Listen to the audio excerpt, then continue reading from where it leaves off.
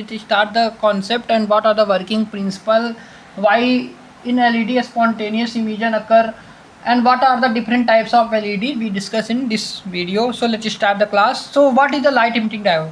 So देखिए light emitting diode की अगर हम बात करें तो लाइट इमिटिंग डायोड एक प्रकार का क्या होता है, एक प्रकार का डिवाइस होता है जिसमें जो कि फॉरवर्ड बायस पर वर्क करता है।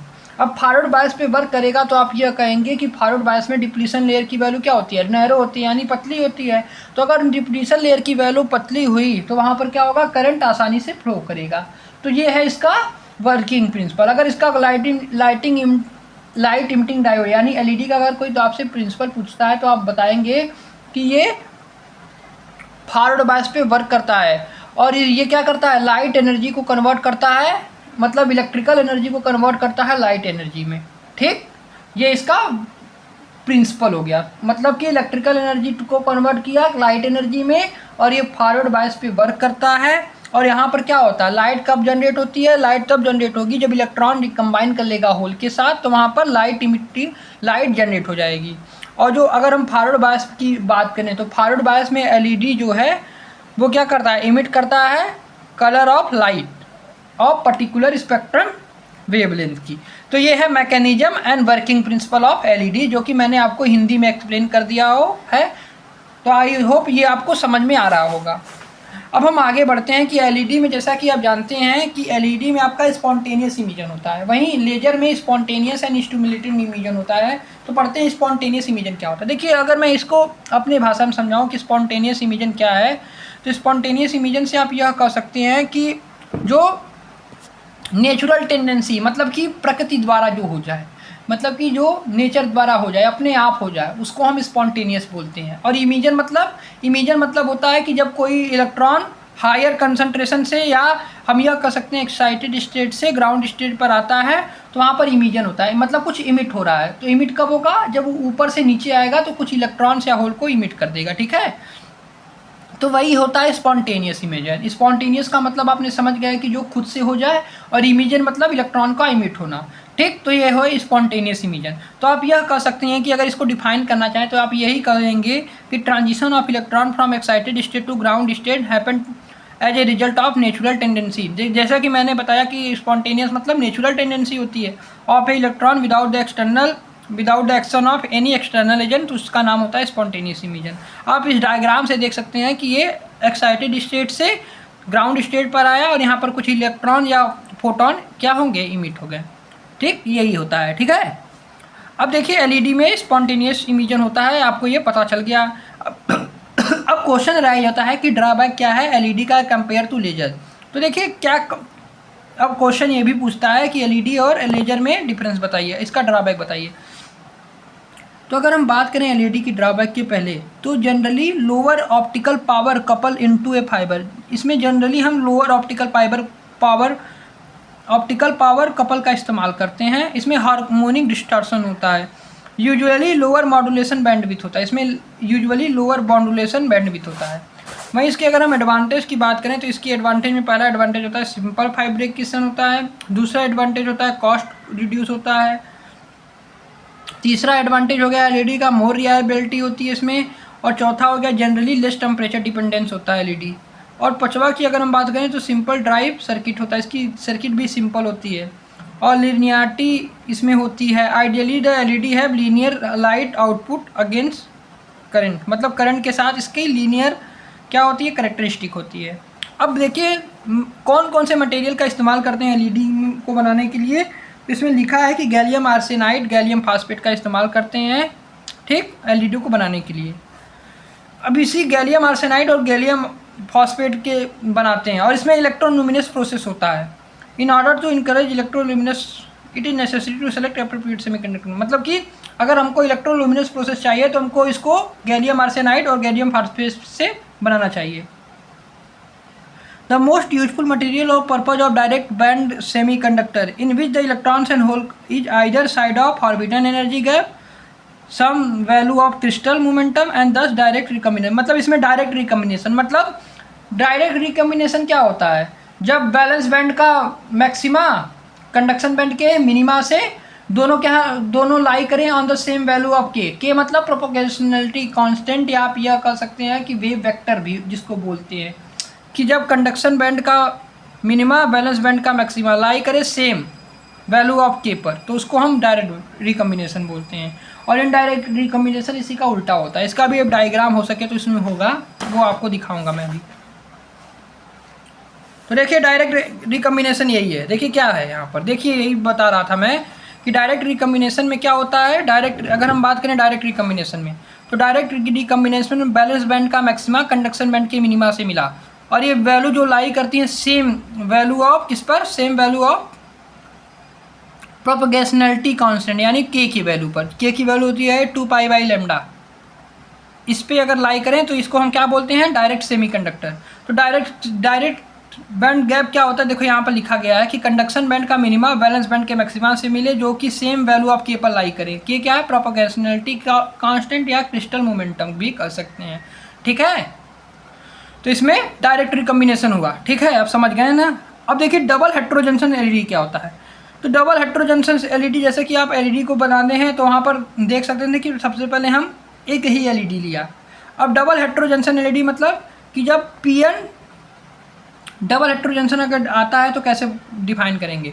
और device consist of P type gallium arsenide layer sandwich between the P type aluminium gallium arsenide and N time aluminium gallium arsenide. मतलब हमने क्या किया, हमने एल्युमिनियम गैलियम आर्सेनाइड का एक टाइप पी, एक तरफ एन टाइप सेमीकंडक्टर बनाया, इसके बीच में हमने गैलियम आर्सेनाइड का एक लेयर को सैंडविच कर दिया। तो ये क्या बन गया, यही बन गया आपका डबल हेट्रोजंक्शन एलईडी। यहाँ पर आप देख सकते हैं इसका डबल हेट्रोजंक्शन एलईडी का स्ट्रक्चर है, और यहाँ पर रिकम्बिनेशन प्रोसेस हो रहा है बीच के लेयर में। अब एलईडी का स्ट्रक्चर क्या होता है, तो डिफरेंट टाइप्स ऑफ एलईडी होते हैं। एक होता है प्लेनर एलईडी। प्लेनर एलईडी कुछ इस प्रकार से होता है, यहाँ पर आप देख सकते हैं प्लेनर एलईडी का डायग्राम है। अभी कभी कभी क्वेश्चन पूछ देता है कि प्लेनर एलईडी, सरफेस एलईडी, ये सब क्या होते हैं, तो कभी कभी ये भी क्वेश्चन पूछता है। तो अगर प्लेनर एलईडी आएगा तो आप यह बनाएंगे, यहाँ पर एन टाइप सबस्ट्रेट बना देंगे, और ये आपका ओमिक कॉन्टेक्ट ये सब है। ठीक, और ये क्या है, पी टाइप एपॉक्सी लेयर है। ठीक है, एपिटेक्सियल लेयर है, पी टाइप एपिटेक्सियल लेयर ये है आपका। ये आपका पी टाइप एपिटेक्सियल लेयर हो गया, ये आपका ओमिक कॉन्टेक्ट हो गया, यहाँ से लाइट आउटपुट में मिल रहा है। ये है प्लेनर एलईडी का डायग्राम। तो प्लेनर एलईडी क्या होती है, प्लेनर एलईडी जो है वो एक प्रकार का सिंपल ऑफ स्ट्रक्चर होता है that are available and it is fabricated by the either liquid or vapor epitaxial process। जैसा कि आप जानते हैं कि अभी आप पढ़ेंगे VSI technology electronics and communication branch में, तो वहाँ पर आप देखेंगे कि कैसे हम वेफर बनाते हैं, epitaxial प्रोसेस क्या होता है, तो वहाँ पर आप देख सकते हैं। तो वही epitaxial प्रोसेस को यहाँ पर प्लेनर एलईडी में हम डिफाइन करते हैं। ठीक, अब प्लेनर एलईडी में क्या होता है, this involve a P type diffusion into the N type substrate in order to create junction. यहाँ पर हम क्या करते हैं, डिफ्यूजन प्रोसेस यहाँ पर भी होता है। यहाँ पर क्या होता है, पी टाइप डिफ्यूजन जो है डिफ्यूज होता है एन टाइप के सबस्ट्रेट से in order to create junction, junction को क्रिएट करने के लिए। ठीक, तो ये प्लेनर एलईडी के बारे में था। ये सिंपल होता है। प्लेनर एलईडी का अगर आता है क्वेश्चन तो इसको आप ये भी एडवांटेज लिख सकते हैं कि सिंपल टाइप्स ऑफ एलईडी है। सरफेस एलईडी कुछ इस प्रकार से होता है। यहाँ पर सरफेस एलईडी में क्या हो, यहाँ पर हमने मेटल प्लेट लगाया, यहाँ पर एक इलेक्ट्रेड बेल लगा दिया, यहाँ पर हमने NPN मतलब कि एक गैलियम आर्सेनाइड ले लिया, फिर गैलियम आर्सेनाइड ले लिया, और देखिए गैलियम आर्सेनाइड के बीच में हमने एल्युमिनियम गैलियम आर्सेनाइड P और N का बना दिया। फिर इसके बाद हमने फिर एक हमने एलॉय ले लिया जो कि इसके बाद में हमने लेयर लगा दिया। फिर यहाँ पर हमने एक ओमिक कॉन्टैक्ट बना दिया, सिलिकॉन की लेयर SiO2 की लेयर लगा दिया, और यहाँ पर गोल्ड सड लगा दिया, और यहाँ से हमको लाइट आउटपुट में मिल रहा है। और ये आपका मल्टी मोड ऑप्टिकल फाइबर का, जैसे कि यहाँ पर आप देख सकते हैं मल्टी मोड ऑप्टिकल फाइबर है, और ये जो है आपका एपिटेक्सी है यहाँ पर, ये वाला जो है। ठीक, तो ये है सरफेस एलईडी का डायग्राम, और यहाँ पर जो जो चीज़ लिखा है वो वहाँ पर मैंने आपको मेंशन कर दिया है, यहाँ पर आप देख सकते हैं। अब सरफेस एलईडी का क्या लिखा है इसमें, तो उसको पढ़ते हैं। तो this method are used to obtain high radiation, high radiance को ऑब्टेन करने के लिए हम सरफेस एलईडी का इस्तेमाल करते हैं। It is to be restricted to emission of a small active region within the homostructure device. मतलब कि इसको रिस्ट्रिक्ट करते हैं emission of small active region within the homostructure device. This structure have low thermal impedance in active region. इसका low thermal impedance होता है active region में। अब हम बात करते हैं एज इमिटर एलईडी क्या होता है। तो एज इमिटर एलईडी में कुछ इस प्रकार से आप देख सकते हैं कि एज इमिटर जो होता है इसका इस्तेमाल करते हैं इफ़िशियंसी को क्या करने के लिए, इफ़िशियंसी को इम्प्रूव करने के लिए। और इसमें हम कपल करते हैं light into the fibre particular coupling of A light with a small acceptance angle. यहाँ पर कपलिंग प्रोसेस होता है। यहाँ पर देख सकते हैं कि ये आपका ऑप्टिकल गाइडेड है, ये कैरियर कन्फाइनमेंट लेयर है और ये है carrier confinement P layer, carrier confinement N layer. ये है ऑप्टिकल गाइडेड लेयर जो कि एन का है और ये सबस्ट्रेट है और ये मेटलाइजेशन है। ठीक, यहाँ पर आप देख सकते हैं कि यहाँ से हीट निकल रही है। ये क्या है, हीट का सिंक होना, ये हीट है। ठीक है, इसको कंफ्यूज ना हो आप, हीट का सिंक होना यहाँ पर। और यहाँ पर सर्व ऑफ कांस्टेंट है, ये मेटलाइजेशन प्रोसेस यहाँ पर हुआ। ये ऊपर इसके इंसुलेटर है। तो it takes advantage of transparent guided layer with a very thin active layer. इसका एडवांटेज क्या है कि इसमें ट्रांसपेरेंट गाइडेड लेयर होता है जो कि वेरी थिन एक्टिव लेयर में पाया जाता है।